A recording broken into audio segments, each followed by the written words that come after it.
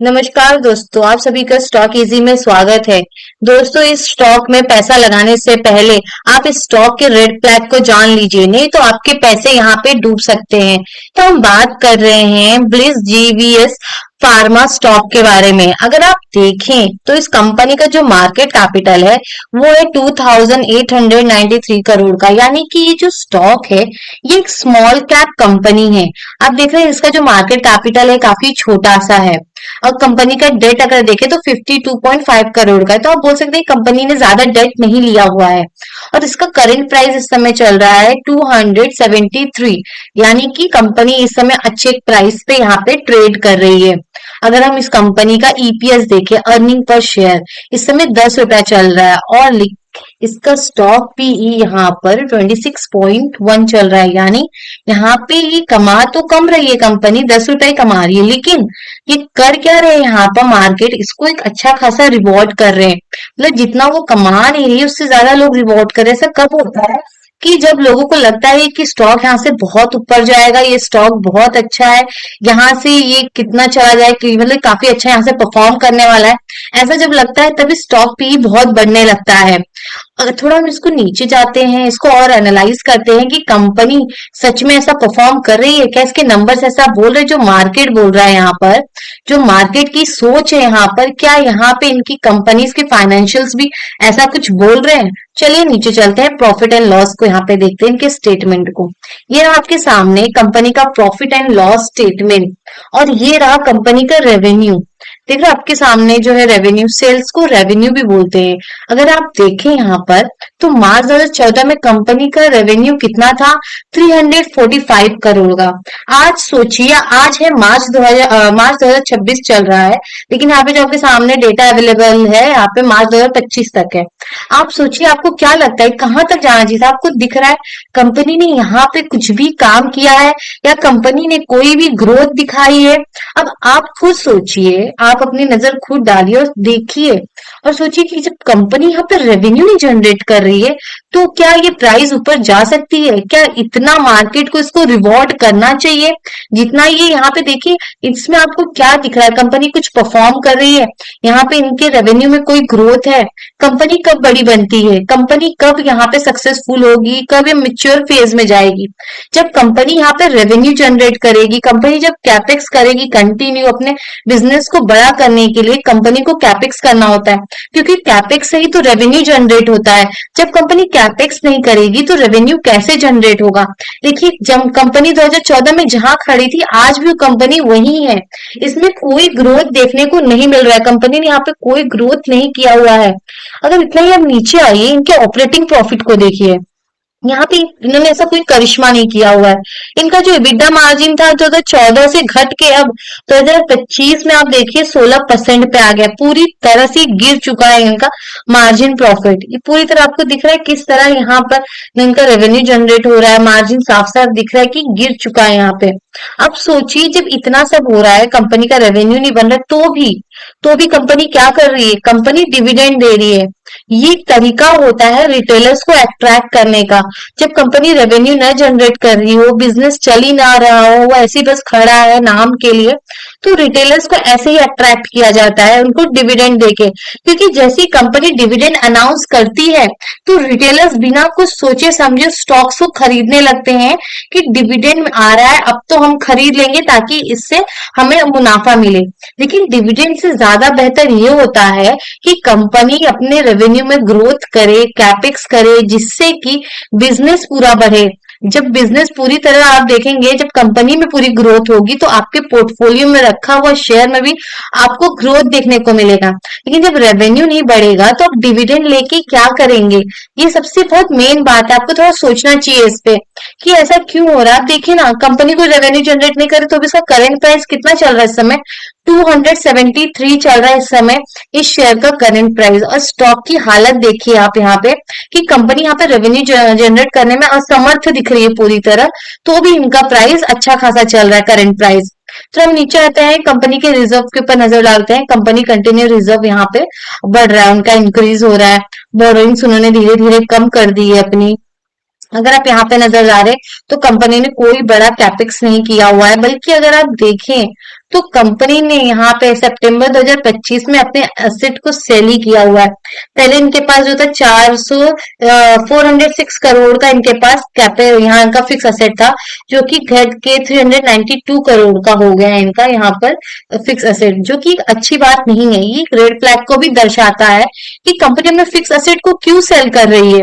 अगर आप देखिए ट्रेड रिसीवेबल पे अपना नजर डालें, आप देख सकते हैं कि मार्च 2025 में 438 करोड़, यानी कंपनी को अभी इतना इतना उनके गले में पैसा आया ही नहीं, और रेवेन्यू जनरेट ही कितना कर रही है, 810, बस 810 करोड़ का वो रेवेन्यू जनरेट कर रही है। उसमें से भी यहाँ पे 438 करोड़ अभी तक उनके पास आए नहीं है। अगर आप इसका रेशियो देखें तो ये अभी जो उनका रेवेन्यू का अप्रोक्स ये 54% है। 54% अभी तक कंपनी ने जितना रेवेन्यू जनरेट किया उसमें से 54% अभी तक उनके पास पैसे आए नहीं है, उनके गले में गिरे नहीं है अभी तक ये पैसे।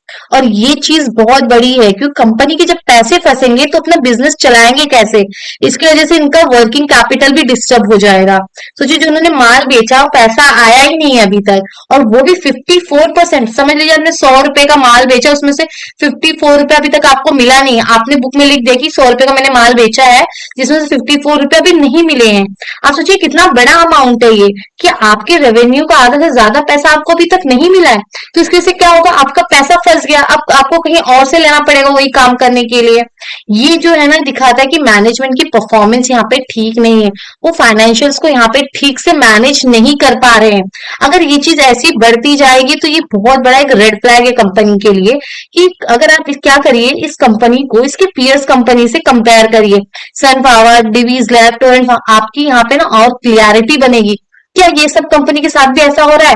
जाके देखेंगे ना तो आपको और क्लियर मैटर समझ में आएगा कि ऐसा क्यों हो रहा है। नीचे थोड़ा हम आते हैं इसके कैश फ्लो पे, कि कंपनी कितना कैश फ्लो यहाँ पे जनरेट कर रही है, ये चीज आप यहाँ पे देख सकते हैं।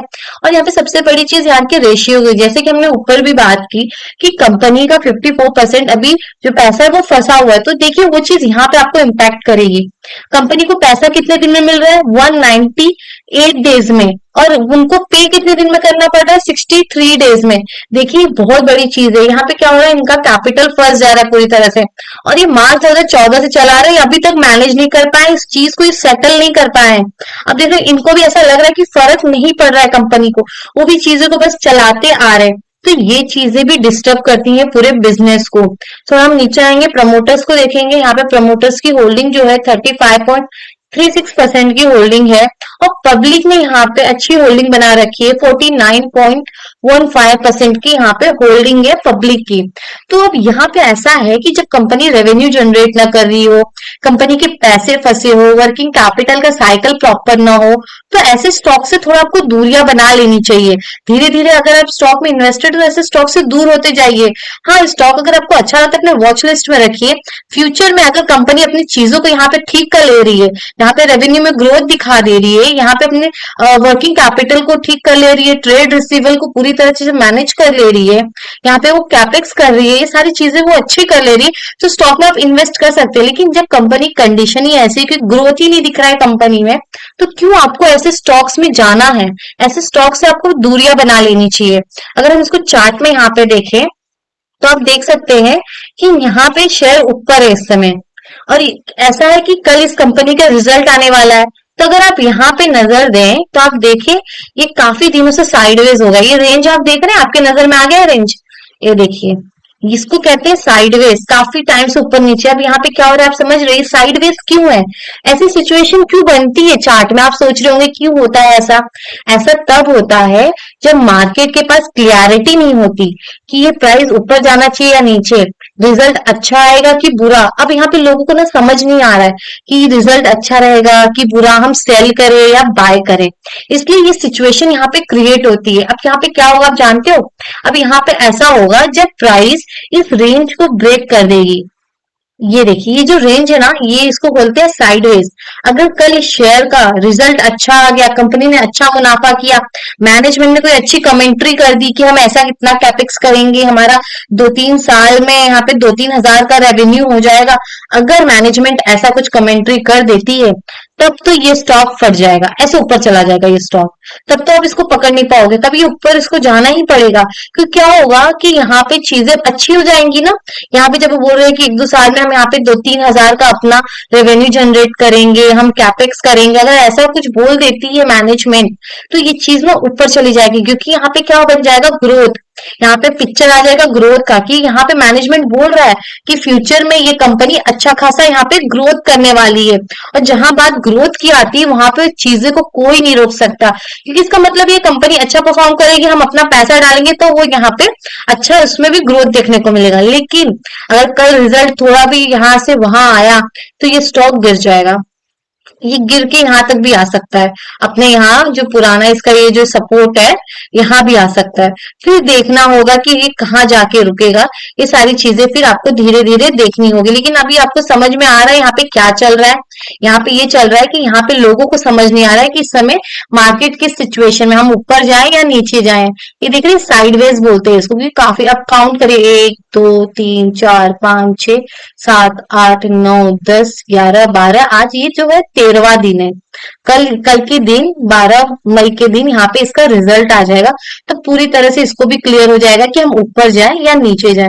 तो कभी भी किसी भी स्टॉक में इन्वेस्ट करने से पहले आप देखिए कंपनी का बिजनेस मॉडल क्या है, क्या फ्यूचर में उस कंपनी के बिजनेस में ग्रोथ हो सकती है। उसके सेक्टर को जाके देखिए, फिर उसके फाइनेंशियल्स को भी एनालाइज करिए, उसके जो क्वालिटेटिव एनालाइज होते हैं उनको भी देखिए, मैनेजमेंट क्या कर रहा है, वो क्या बोल रहा है। वो सारी चीज देखने के बाद आप क्वालिटी स्टॉक में इन्वेस्ट कर सकते हैं। तो दोस्तों, आज के लिए हम यहीं रुकते हैं। अगर वीडियो आपको यूजफुल लगा है तो लाइक, कमेंट, सब्सक्राइब जरूर करें।